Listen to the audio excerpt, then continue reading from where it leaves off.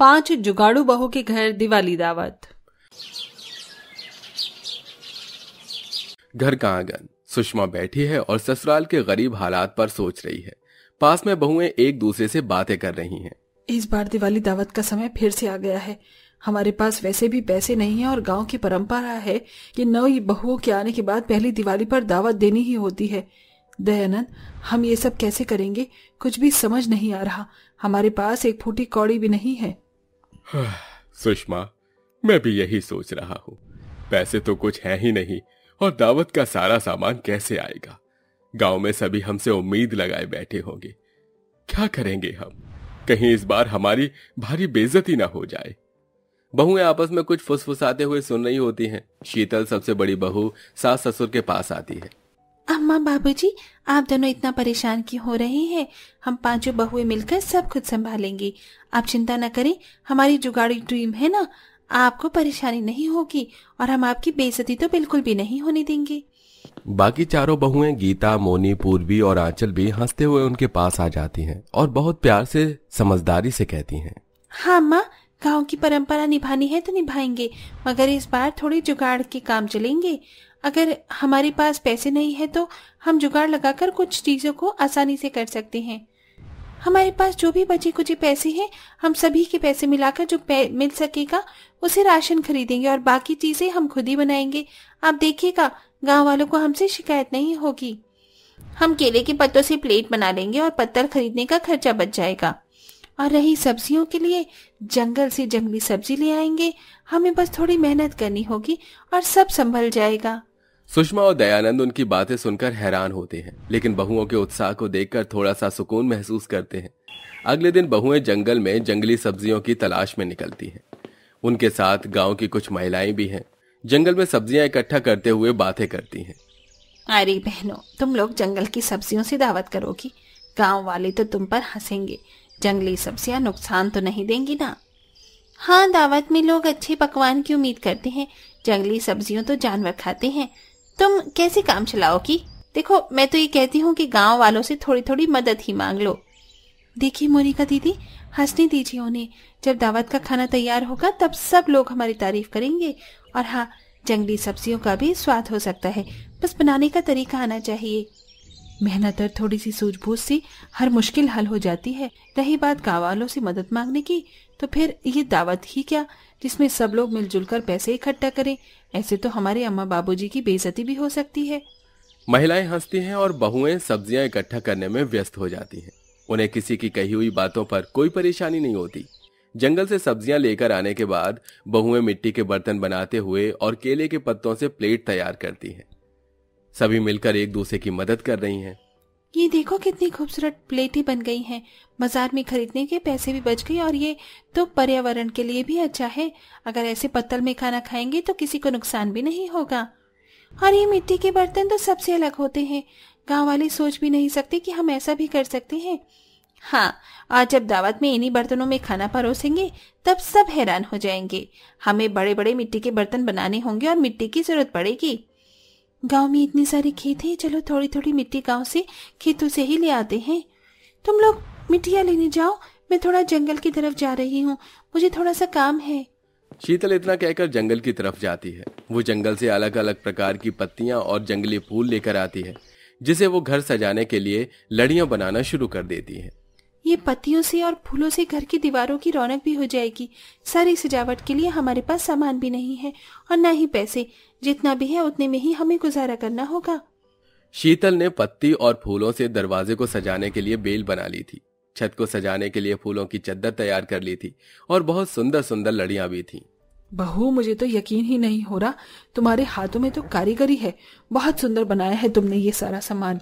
पहले तो मुझे विश्वास नहीं था, लेकिन कुछ भी कहो सुषमा, हमारी 5 बहू है तो बहुत ही जुगाड़ू। अब आप देखते जाओ, हमारी जुगाड़ से पूरे गांव की दिवाली पर दावत कैसे होती है। शीतल अपने बनाए पत्ती और फूलों के साथ सजावट को अच्छे से पूरे घर में सजा देती है। पूरा घर बहुत सुंदर और प्यारा दिखने लगता है। दिवाली की रात घर रोशनी से जगमगा रहा है।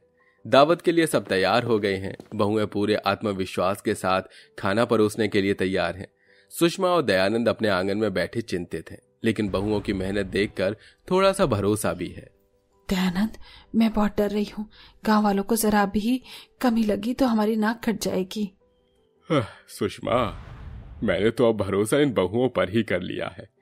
ये जो कर रही हैं वो हमारी सोच से आगे की बात है। बाकी सब तुम भगवान पर ही छोड़ दो। गांव के लोग एक एक करके दावत में आ रहे हैं। सब हैरानी से देखते हैं कि बहुओं ने केले के पत्तों से बनी प्लेटें और मिट्टी के बर्तन परोसे हैं। खाना परोसा जाता है। खाने से उठ रही खुशबू से गांव वालों की भूख जागरूक हो जाती है। ये क्या, केले के पत्तों पर खाना परोसा है? और ये जंगली सब्जियां वैसे स्वादिष्ट तो लग रही हैं। हाँ, कुछ तो अलग है इस बार।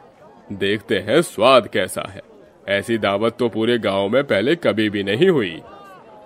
सभी लोग खाना चखते हैं और तुरंत ही उनकी आंखों में चमक आ जाती है। खाना स्वादिष्ट है। वो सभी एक दूसरे की तरफ देखते हैं और सराहना करने लगते हैं।